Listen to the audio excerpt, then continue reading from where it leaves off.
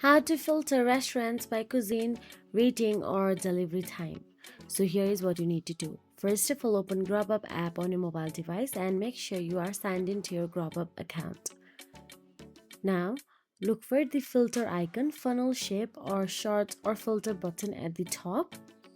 Then select from popular cuisine like pizza, Chinese, Indian, burgers, Mexican, healthy, and many more. You can choose multiple cuisines at once if you are open to options. Then tap on the delivery option available there. Select filters like fastest delivery, delivery under 30 minutes. You can also sort by delivery time in the short options. Then tap on the filter by rating. Choose restaurant based on customer ratings, example 4 stars and up, and this helps you find the most reliable spots.